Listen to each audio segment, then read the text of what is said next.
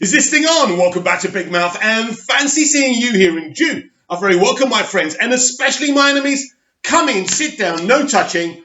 I don't do the touching, and welcome to Wednesday's edition of the dceu Daily. If you're feeling charitable, please smash that subscribe button, smash that like button, and follow me on Twitter at MoviesTVMad. Now, Peter Capaldi is in James Gunn's The Suicide Squad. And while wishing Peter a happy birthday yesterday, an amazing day if you're a Peter Capaldi fan, incidentally, because I'm a Doctor Who fan as well. He played one of the best versions of the Doctor. We celebrated his, blue touch paper episode, Heaven Sent. But here's a video James Gunn posted of Peter Capaldi. After 10 seconds. But it's not a good 10 seconds. No. It's rough. It's rough. Nothing's happening. It's like marijuana. Nothing's happening. I don't feel anything. I don't need it. Really? Doesn't feel sour? Not yet. Did you You gotta remember, I'm pretty sour already. Holy Christmas. We had a thing in Scotland called sour plums. Yes. Which were not unlike these. So, this hasn't yet crossed the threshold after 10 seconds. Oh, that was brilliant. That was brilliant. And this is what James Gunn had to say while posting the video. Happy birthday to my friend Peter Capaldi, a great guy and one of the stars of the Suicide Squad. I can't wait to show you him in the film. But for now, I'll give you this video of him eating the most sour candy in the world and not reacting, even a little bit. Well, James, it's like this, mate.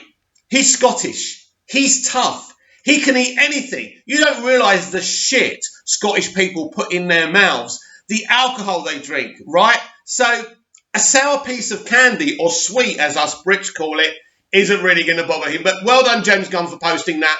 That was really exciting. And that leads me to my next point. Who the hell is Peter Capaldi playing? I think most people have kind of guessed it's Mr. Freeze. Could be absolutely anyone. Some people think it's a newer version of Lex Luthor. Wouldn't that be interesting? Not for Jesse Eisenberg fans, but that would be an interesting choice. But I do think it's Mr. Freeze. I can't wait to see him. James Gunn has assured me already via messaging that his performance and his role in this film is going to blow everyone away. And I just can't wait to see it. And I know you're excited too. Started on a bit of levity for today's dceu Daily because the rest of it is going to see me being very angry towards bloggers. In a minute, we're going to talk about Andy Signal, a verified guy, founder of Popcorn Planet, managing editor of fandomwire news, creator on his trailers, Screen Junkies, Man at Arms, and Hugging the Cactus, and at uncancelled.com. So this is a blogger, right? Let me tell you something about bloggers. Bloggers, movie bloggers, know absolutely zero about film. It's like the football journalists you see in newspapers in the UK. They're not ex-footballers. They know nothing about football. They're not even football fans. It's the same as movie bloggers. They don't love film. They don't care about film, and they know nothing about film. In fact, you watching this right now, who's never touched a camera, never acted, never directed, and just watched and loved movies, have more feeling for film than these movie pundits. Now, Andy decided to post something very inflammatory about the Snyder Cut. He's claiming that Warner Brothers never want to work with Zack Snyder again, and the Snyder Cut isn't coming anytime soon. Lies, lies, lies. Because he's like the rest of us, desperate. No income coming in. This is a desperate move from a desperate man. So let's just have a look at his timeline, right? Snyder haters, join us live right now via StreamYard's link and debate it to our face. Link below. Desperate, desperate, desperate. And this is the old adage from YouTubers and bloggers. This is what they do. They create a triggered poster, a triggered narrative. So we quote tweet them and market them through hatred. It's all done on purpose. Sometimes these YouTubers even get their friends to attack them on Twitter so they can create a storm, so they can talk about it. This is what they do. This is their tactic. You're talking about Arthur Daly. You're talking about Del Boy. These people are con artists. So I'm going to read this article from him. Listen to this. So I have got a lot to say. Nice reporting this story on Zack Snyder and the state of the release of Snyder Cut. Tune in. Few might also open the Skype lines for potential Snyder fans to try and change our minds during the second half. Of course, because the Snyder Cut and Zack Snyder in the DCEU is easy clickbait now. And these people are just disgusting. So the Zack Snyder armour is coming at me hard. Exactly what you wanted, you desperado. The dropping of lies, you mean, but still supporting Snyder's vision. See the thread of the tweet below. We go through my favourites tonight, live. It's just pathetic. He really is pathetic. Let's find fandomwire. Fandomwire. Actually, there's something else the fandomwire reported about the Flash movie and how it's going to change the timeline. Something I've been talking about, that they go down it again in the anti-Snyder direction. But we'll do this first, right? Exclusive. Snyder Cut is not coming and Warner Brothers will never work with Zack Snyder again. We know that's a lie. But anyway, after our article yesterday, we finally heard back from a source inside Warner Brothers regarding their true feelings about Zack Snyder, the state of the elusive Snyder Cut, and whether HBO Max will be secretly dropping the film this May. The answer is no. According to FandomWire's exclusive sources, Warner Brothers and HBO Max will not be releasing Zack Snyder's director's cut of Justice League. We know many fans of Snyder and his Snyder Army will not believe us. No, I wonder why. No matter what we type, but the reality is there not only won't be a secret drop of the project on HBO Max, but we've also confirmed that cut is not finished. First of all, right, nobody's talking about a secret release. No company in their right mind does secret releases. It will be marketed. It will be talked about. So no one said that. Fake crap narrative first off the bat, right? And then he's talking about it not being finished. Of course, he knows and we know there are a couple of things to do. It's still a finished movie. Jason Momoa confirmed that. But there's a few more things Zack wants to add. That's a big difference from it not being completed. While we support Snyder getting his original vision out there, the truth is Warner Brothers is currently very unhappy with Zack Snyder.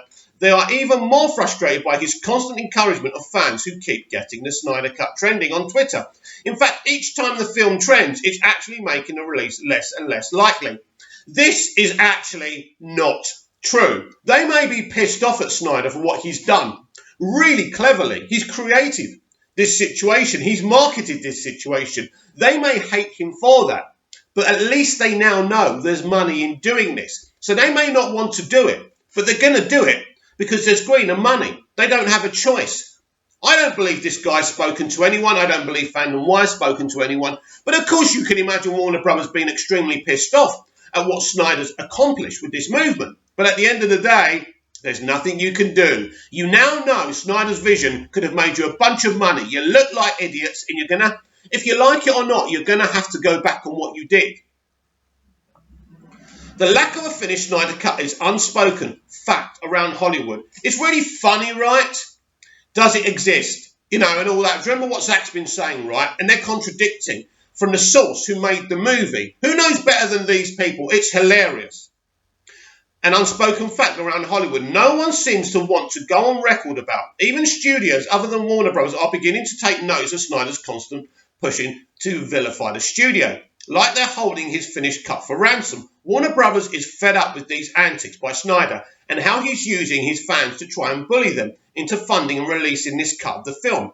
There's no bullying going on. There's no bullying going on, mate. It's not a bullying thing, right? We're a movement of people who want to right a wrong. They lied. They used the fact that the man's daughter took her own life to remove him from the project as an excuse, and that wasn't the truth, not the whole truth. So this guy's a disgrace. This guy, honestly. The fact is, Warner Brothers did take a meeting with Zack Snyder to discuss the project, but Snyder requested $20 million and the permission to reshoot parts of the film, to which Warner Brothers said no way. Talks ended there. And there are no plans to start them again. Look, this may or may not be true. They may not want... I've discussed this before anyway. I've said that is the issue, that they have spoken. I said this months ago, that they had spoken, talks have broken down because he wants to finish his movie. They have seen the green. Listen, this is what he's not saying, and this is what's really funny here. They want to release the Snyder Cut. But they want to release the Snyder Cut he's already got, right? He's already teasing. They don't want to go back. They don't want to spend more money. And this is where the division is between Zack and Warner Brothers, right? This is the problem. He doesn't hate them. They don't hate him. These discussions are continuing. This is something this guy is never going to tell you.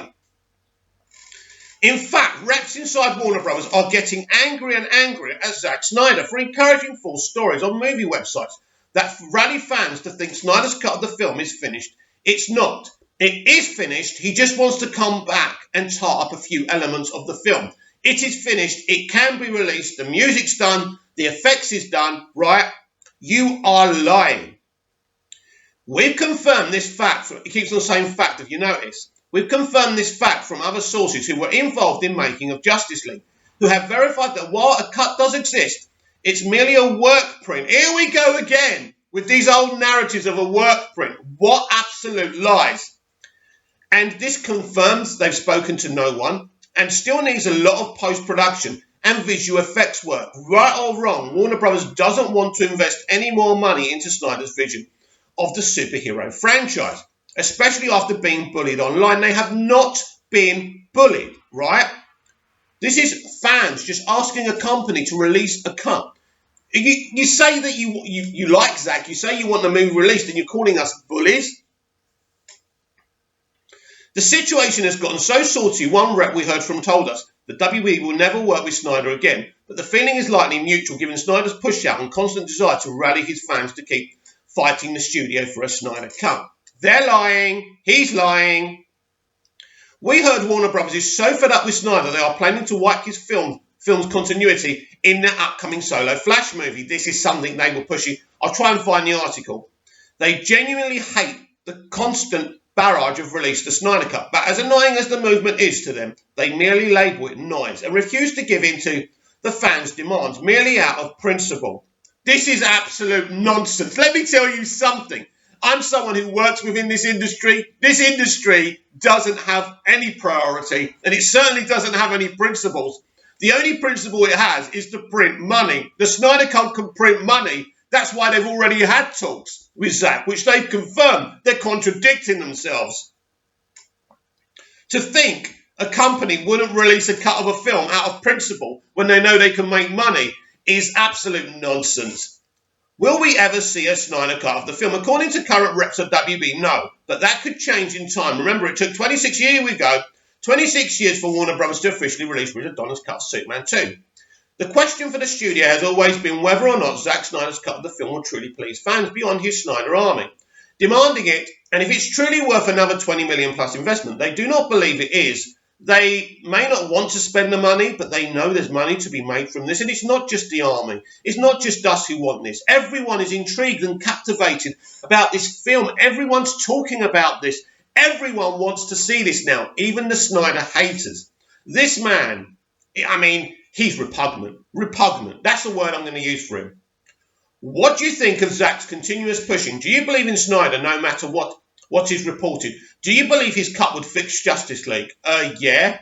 Would you be okay seeing it released but unfinished? Leave your comments below or chat with us about it on. It's not unfinished. Stop lying. If you have any further scoops on this subject or any other movie news you want to submit, because you can't be bothered to be journalists and research anything yourself. Wow. Wow, wow, wow. This guy is an absolute disgrace. I have never seen an article with so much bullshit since Ben Fritz. At the end of the day, he's blatantly calling us bullies. He's basically lied about talking to Warner Brothers. Yes, we know that Zack and WB have been talking. We know that they do not want to go back to the drawing board. Listen, this is where the disdain is right now. This is where the divide is between Zack and WB. I can tell you this exclusively. He wants to go back and change certain elements of the film. He needs a certain amount of money, probably a bit more than 20 million, by the way. They've got that figure wrong. And Warner Brothers don't want to do that. Warner Brothers wants to release the cut with finished CG as is, right? Nothing else. They don't want to go back. They don't want to spend more money. You can kind of understand it from their point of view, but I understand Zack's point of view. He wants his film to be perfect, as he envisioned it. So at the moment, talks are ongoing. They haven't stopped. What this guy's saying, what this guy's done, he's gone around and he doesn't know nothing about the Snyder Cut, by the way. What he's done, he's gone around all the conversations. He's gone on to Vero. He's got all this information. He's got it like this jigsaw puzzle that doesn't fit. Put it together and put it together as a scoop. He has spoken to no one. He knows nothing. But this is what I'm saying about these bloggers. This guy, you know, it's amazing. It's amazing. They don't have any love for film. They have no knowledge of how film is made.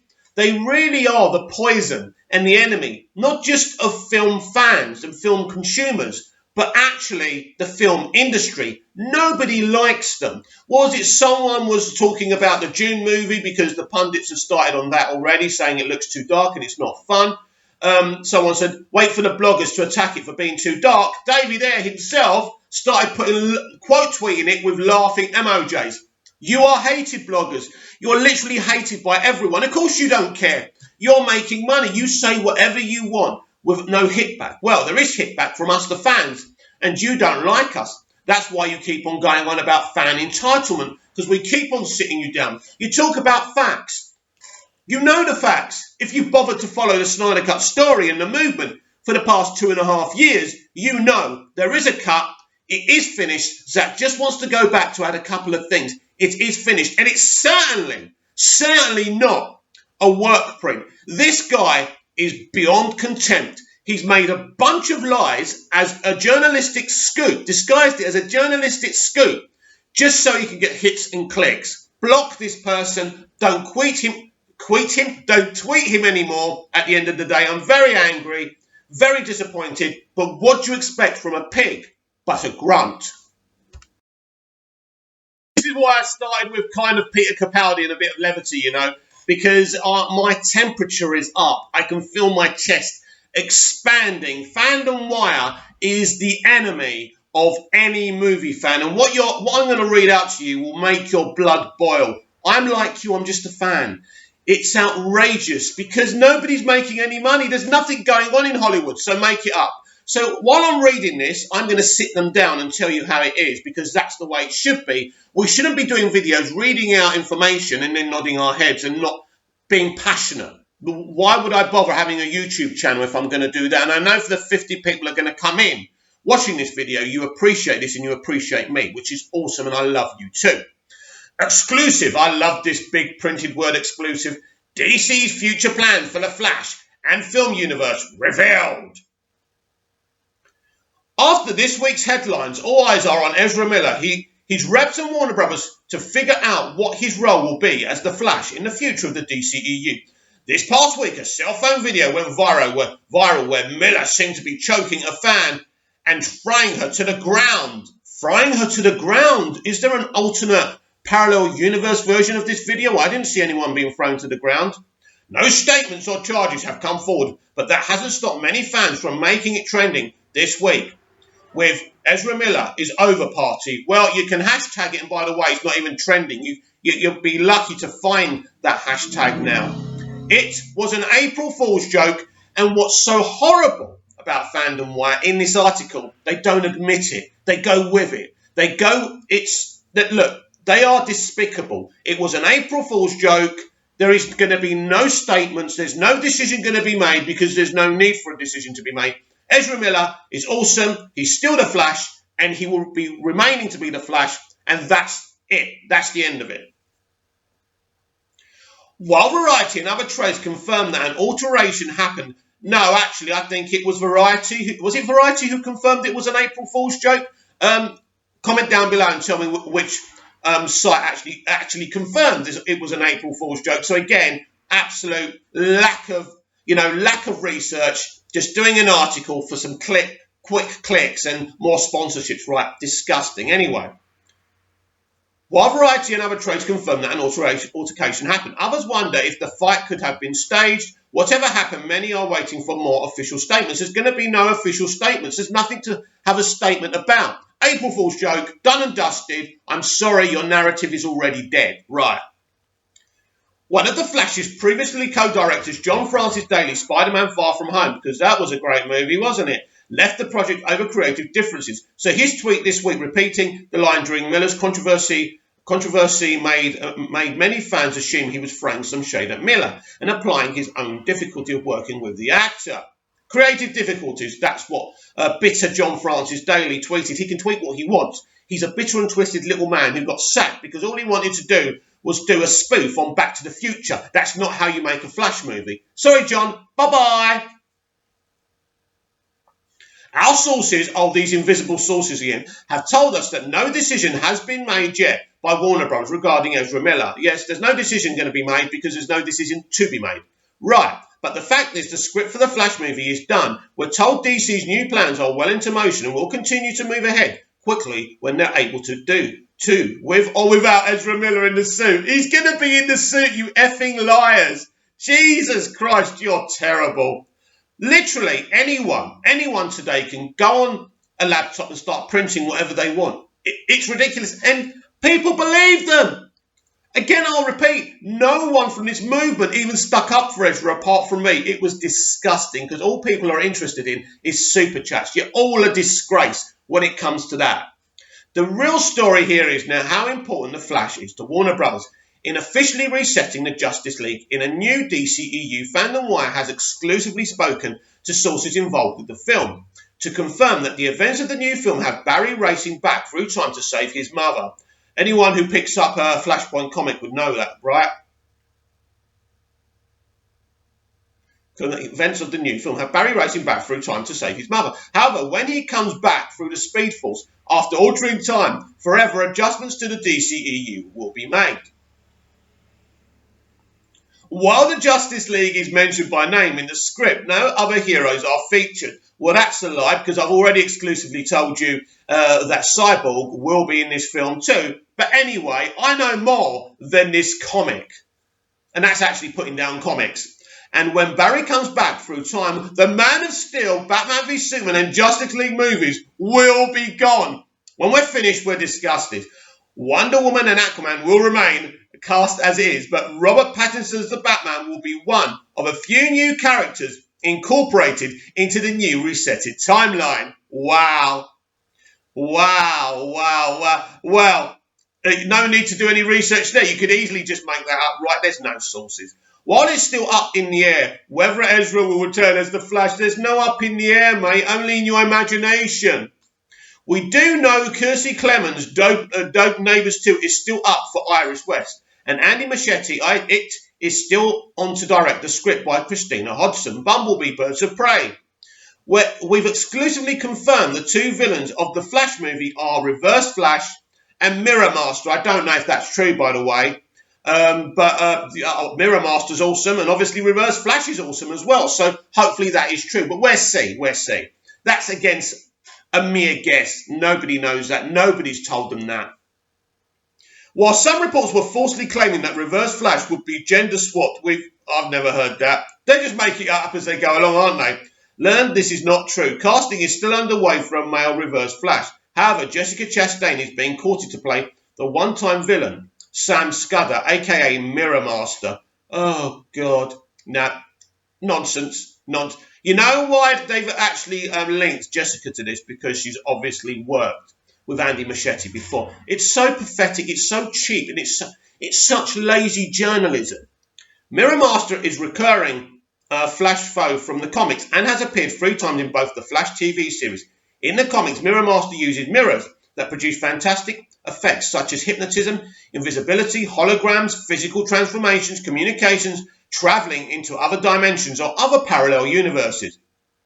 While it's exciting to hear that Warner Bros. And DC are finally making a plan, FandomWire also hears that James Gunn's The Suicide Squad and Dwayne "Rock" Johnson's Black Adam will not really factor into this reset, and given how many Justice Society members we exclusively reported will be back in Black Adam, you didn't exclusively report that at all. It will be interesting to see these superhero stories pan out. Are you excited for a Flash standalone movie? Do you want them to keep Ezra Miller? Share blah, blah, blah, blah, blah, blah, blah. Bullshit. Let's just bullshit for a living. Let's just tell lies for a living. Let's keep on making Wonga on lies. So, according to these idiots at FandomWire, and I mean, the bullshit bombs keep on coming, right? Right, when Barry Allen, aka Ezra Miller, because that's who it's going to be, by the way, goes back to save his mother, he changes the timeline, which I believe. I've spoken to you people before about this. Wonder Woman 84 is Flashpoint Part 1. The Flash movie is Flashpoint Part 2.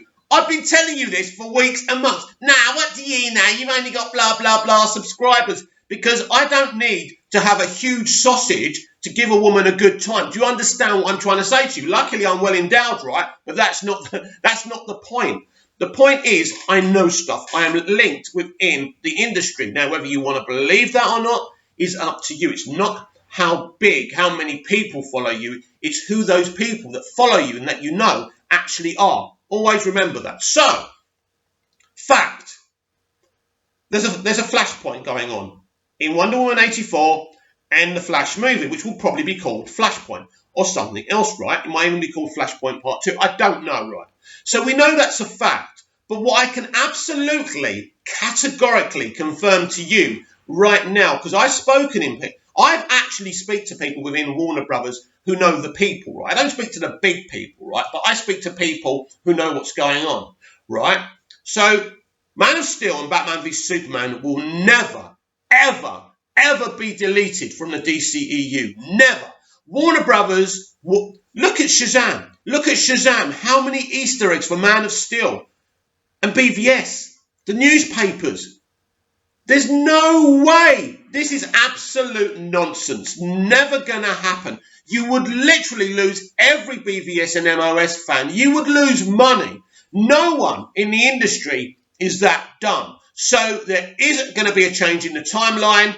And yes, the Robert Pattinson thing, the Batman thing, him becoming part of this timeline and changing into a younger Batman, yes, and into Robert Pattinson's, yes. That element of Batman's timeline will change to make him younger. Yes. I don't know how they're going to work this, but yes, that's absolutely true. But what's not going to happen is that Batman v Superman and Man of Steel are going to be deleted.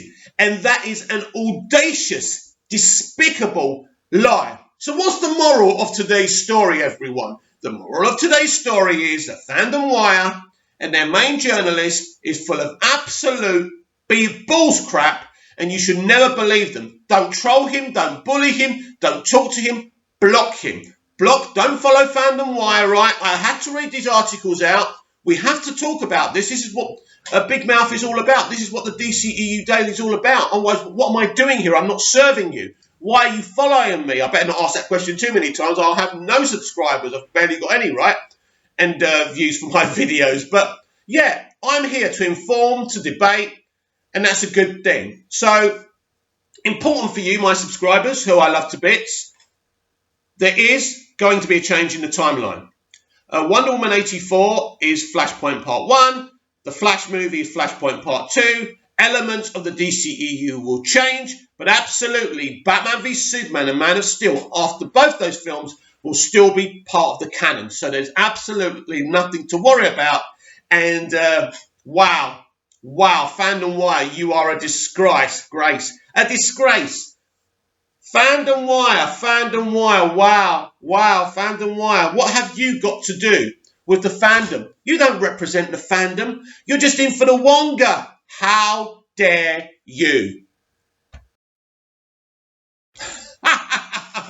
IGN are just as bad as fandomwire. I've got to read this. Finally today, I've got to read this to you guys. Sit back and stuff the popcorn or something.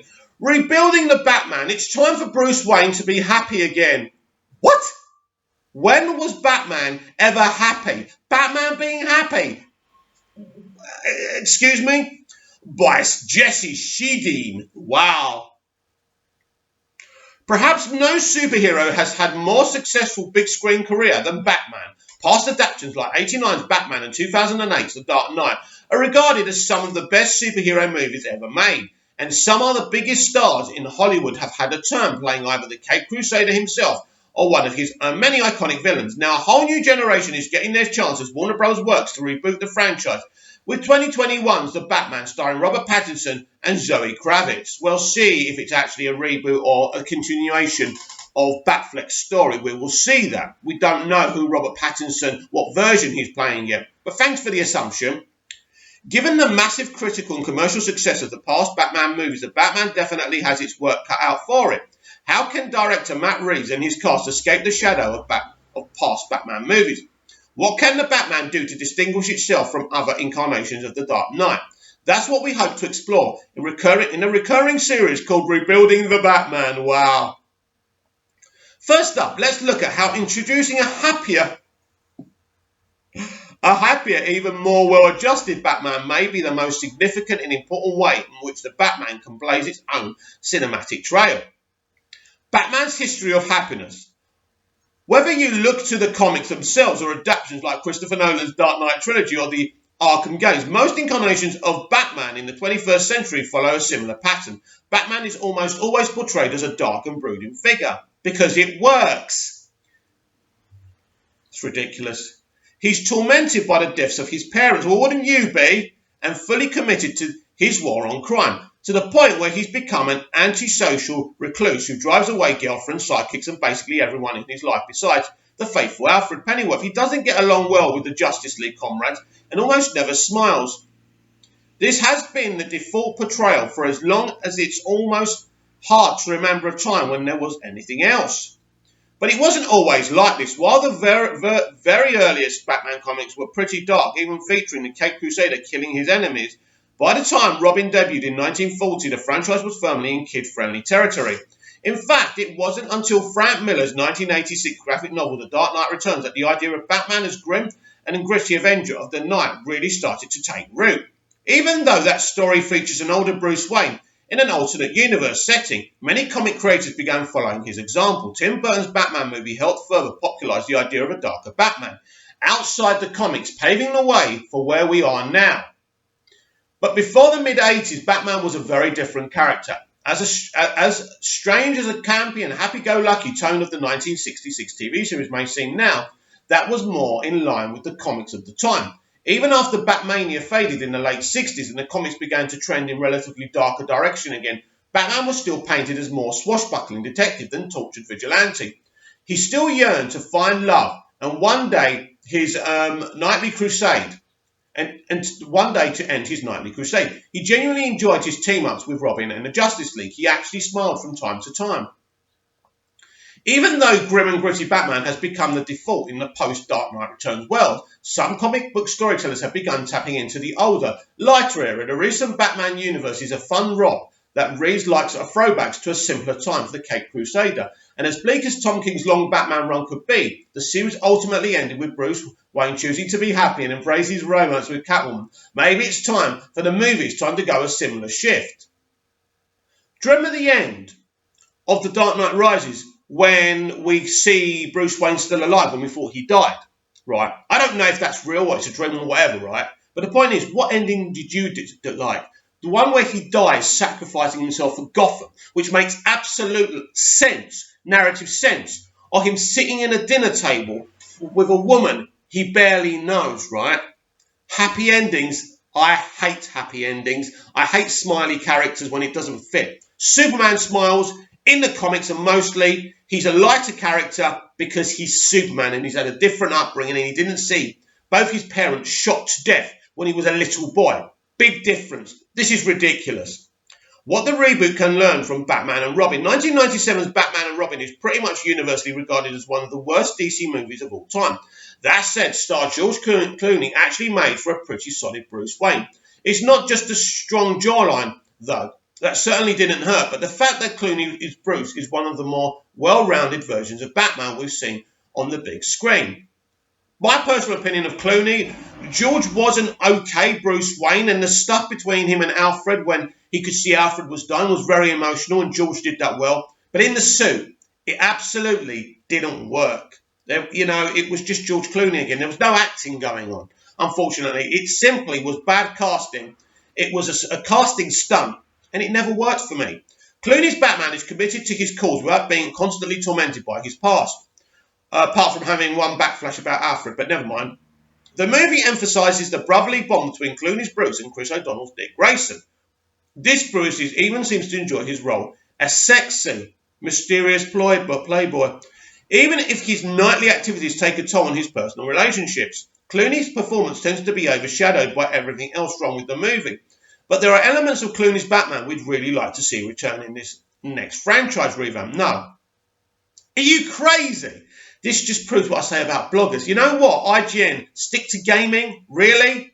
Perhaps not right away, as Reeves has made it clear. Pattinson's Batman won't be a fully formed hero in the first movie, but as Bruce becomes older and more experienced over the course of the planned trilogy, it might be nice to see his performance show echoes of Clooney.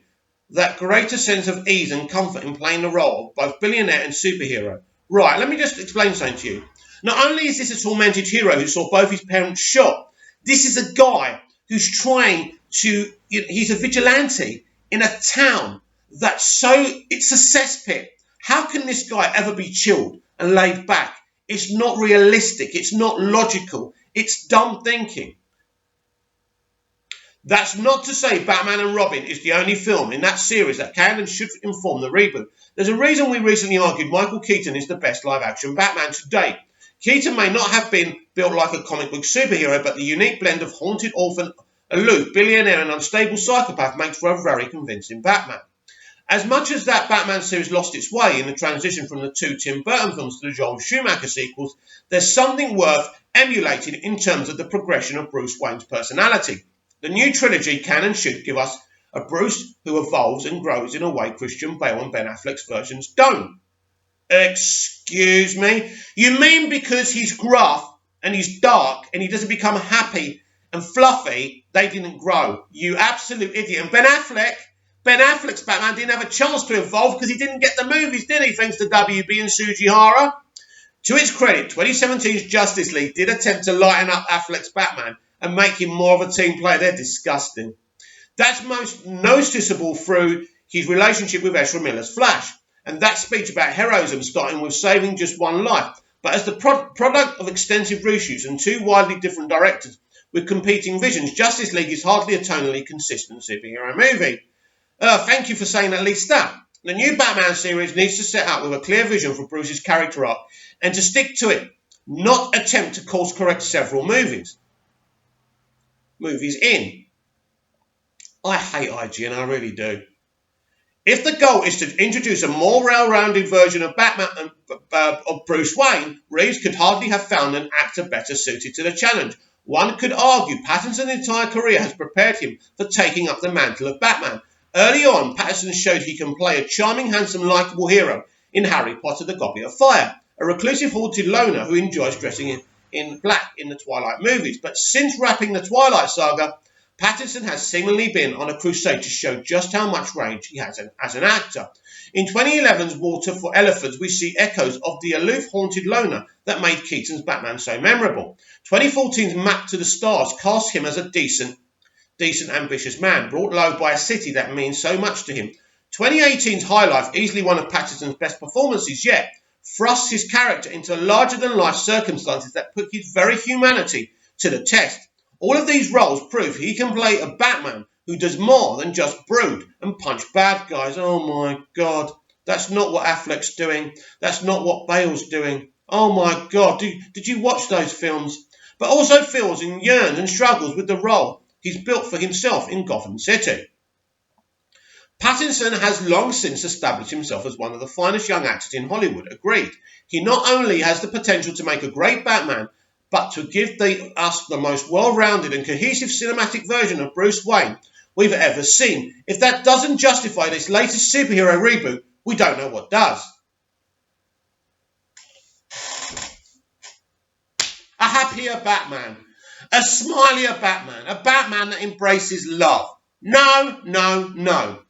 One of my favourite DC animated shows is Batman, the Brave and the Bold. It's jokey, he smiles, it's fun, I like it.